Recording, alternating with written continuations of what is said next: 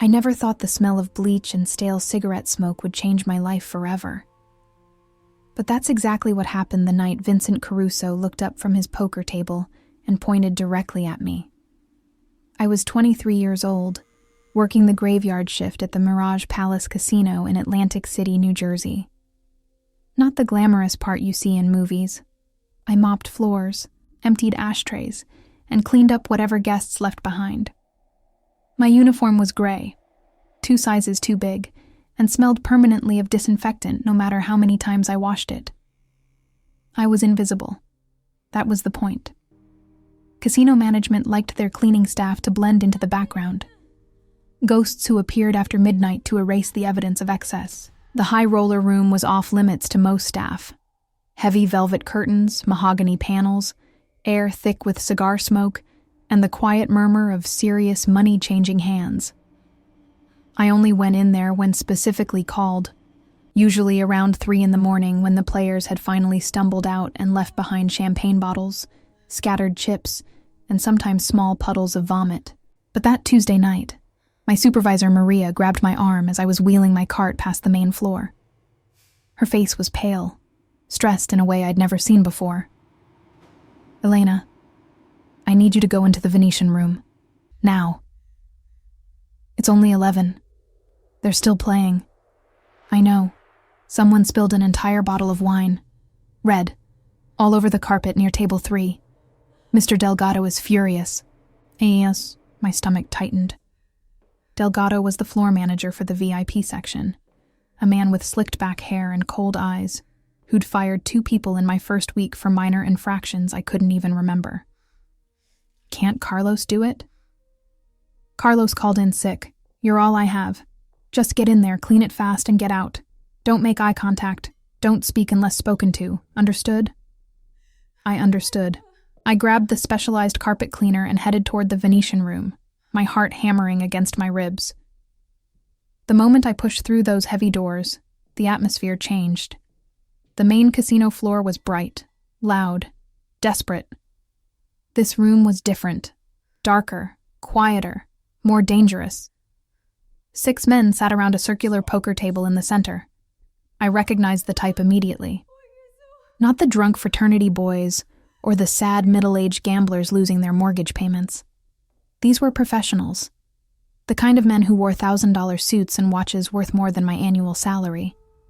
The kind of men who didn't raise their voices because they never had to. I kept my eyes down, focusing on the dark stain spreading across the cream carpet near table 3. Someone had definitely knocked over an entire bottle. The wine was still wet, seeping into the fibers. I would only understand this later, but that spill wasn't an accident. It was a test. I knelt down with my cleaning supplies, working quickly and quietly. The conversation at the table continued in low murmurs. I caught fragments, numbers, names I didn't recognize.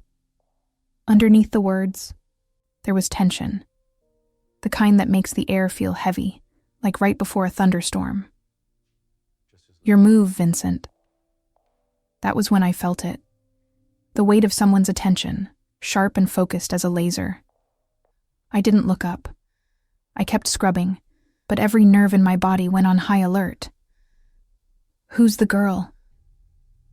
The voice was calm, almost casual, but the entire room went silent.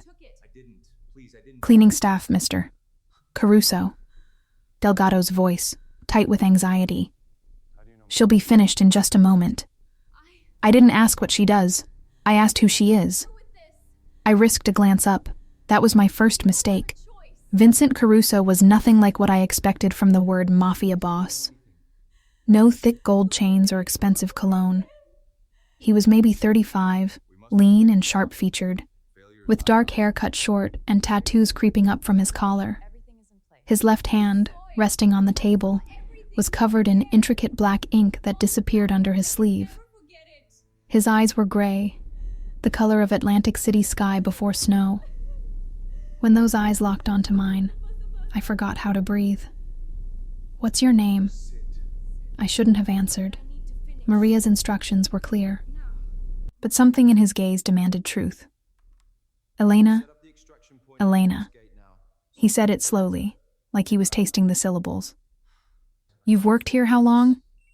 7 months. And in 7 months, you've never been in this room before tonight. It wasn't a question. Somehow he knew. No, sir. One of the other men at the table shifted uncomfortably.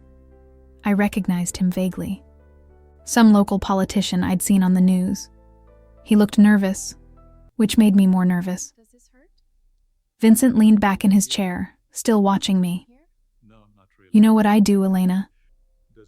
At that moment, I didn't know yet. I had suspicions. Everyone who worked at the Mirage had suspicions about certain guests. But suspicions weren't knowledge, and knowledge in Atlantic City could get you killed. No, sir. He smiled.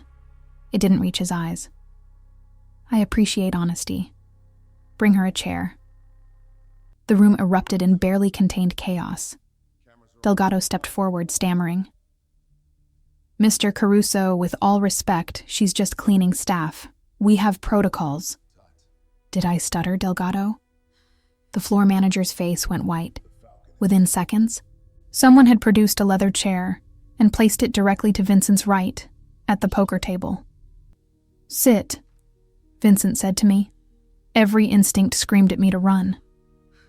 But I'd grown up in Newark, in a neighborhood where you learned early that running only made things worse. So I stood up, left my cleaning supplies on the floor, and walked to that chair. My legs felt disconnected from my body. I sat down. The cards were dealt. The game continued. I sat there, frozen, while men gambled amounts of money that could have paid my student loans 3 times over. Vincent played with casual confidence, winning most hands, losing a few deliberately. I would only understand this later. The losing was strategic. Keep them comfortable. Keep them playing. Between hands, he spoke to me. Quiet questions that seemed innocent but weren't. You go to school, Elena? I did. 2 years at Rutgers. Had to drop out. Why? My mother got sick. Medical bills. He nodded, processing this information with the same focus he applied to his cards. She's still sick. She passed away last April. I'm sorry. And somehow, impossibly, he sounded like he meant it. You have other family. A younger brother. He's 16. You're raising him. Again, not a question. Yes. The game continued. 2 hours passed, then 3. At some point, someone brought me a glass of water. I didn't drink it. My throat was dry, but my hands were shaking too hard to trust lifting the glass. Around 2 in the morning, the politician made a mistake. He went all in on a hand he should have folded. I saw it in his eyes, the desperate glitter of addiction. Vincent saw it too. He called the bet, laid down a straight flush, and the man lost everything on the table. That's unfortunate, Councilman. Vincent's voice was silk over steel. But I'm sure you're good for it. The politician's face was the color of spoiled milk. I need more time. You've had time. 6 months, if I recall correctly. If I had walked away then, everything would have been different. But I was trapped in that chair, a witness to something I absolutely should not be seeing. The councilman's eyes darted around the room, looking for an exit that didn't exist. Please, my wife, my kids, should have thought about them before you borrowed money you couldn't repay. Vincent's tone didn't change. He could have been discussing the weather. You have until Friday to deliver what you owe, plus interest. Are we clear? Friday is impossible. I need at least 2 weeks. Vincent tilted his head slightly. Then he looked at me. Elena, you seem like someone with common sense. If you lent money to a friend and they kept making excuses, what would you do? My mouth went dry. This was another test. I knew it. I'd want my money back. Exactly. He turned back to the councilman. Friday, not Saturday, not next Monday. Friday. The politician left. The other players began to disperse. Soon it was just Vincent, 2 men who were clearly his security, Delgado hovering nervously by the door. and me. "You can go," Vincent said, still gathering his chips. I stood up so fast the chair scraped against the floor. I was halfway to the door when he spoke again. "Elena." I stopped. "You'll be here tomorrow night, same time. Wear something nicer than that uniform." It wasn't a request. That night, I didn't sleep. I lay in my narrow bed in the apartment I shared with my brother Marco, staring at the water-stained ceiling, trying to understand what had happened. Maria called me at 6 a.m, hysterical. She'd already heard. Word traveled fast in the casino. "What did you do?" "What did you say to him?" "Nothing. I just cleaned the carpet." "Delgado says Vincent Caruso specifically asked for you to be assigned to his table going forward. Do you understand what that means?" I didn't. Not really. But I was starting to. "Maria, who is he? Really?" There was a long silence on the other end. "Elena, sweetheart, you're a smart girl. You know exactly who he is. And now you need to decide if you're smart enough to stay away." But staying away wasn't an option, was it? When men like Vincent Caruso gave orders, you followed them. The alternative was worse. The next night, I showed up in the only dress I owned, a simple black sheath I'd worn to my mother's funeral. I'd borrowed makeup from my neighbor, attempted to do something with my hair beyond the usual ponytail. When I looked in the mirror, I barely recognized myself. Vincent was already at the table when I arrived. His eyes swept over me once, appraising, and he nodded to the empty chair beside him. This became my new normal. 6 nights a week, I sat beside Vincent Caruso while he played poker, made deals, and conducted business that existed in the shadows between legal and criminal. I was decoration at first, a pretty accessory to demonstrate his power. He could pull a cleaning girl from obscurity and seat her at a table with millionaires. That sent a message. But somewhere in the 3rd week, something shifted. "You notice things," he said to me one night, after the other players had left. We were alone except for his ever-present security. "That last hand. You saw Martinez was bluffing." His left eye twitched, just slightly. Vincent laughed. It was the first genuine laugh I'd heard from him. "You're wasted mopping floors, Elena. I need the job. I'm not criticizing, I'm observing." He stacked his chips with precise movements. "How much do you make? Be honest." I told him. It was barely above minimum wage. "And your brother? What's he doing?" "School. He's smart. Wants to study engineering." "That costs money." "Yes. I could help with that." And there it was, the offer I'd been simultaneously dreading and hoping for. "What would you want in return?"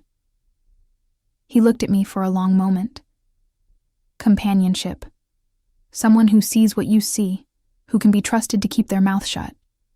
Someone who isn't afraid of me but isn't stupid enough to cross me." "Think you can do that?" I should have said no. Every rational part of my brain screamed at me to walk away, to find another job, to protect myself and Marco from this world. But rationality doesn't pay for chemotherapy. It doesn't cover rent. It doesn't buy textbooks or groceries or a future. "Yes," I said. What followed were the strangest 4 months of my life. Vincent paid off Marco's school fees. He moved us to a better apartment in a safer neighborhood. He never asked me for anything physical, never crossed that line, though I saw the way he sometimes looked at me when he thought I wasn't paying attention. Instead, he taught me how to read people, how to spot lies, how to understand the complex web of debts, favors, and fear that held his empire together. I was good at it, better than I wanted to admit. "You could run your own operation someday," he told me once. "I don't want to." "Why not?" "Because I've seen what it costs. The politician with the gambling problem? His daughter was in my English class at Rutgers. She dropped out the same semester I did. I heard she's working at a strip club in Newark now." I met his eyes. "Your business destroys families, Vincent." I thought he might get angry. Instead, he just nodded slowly. Yes, it does.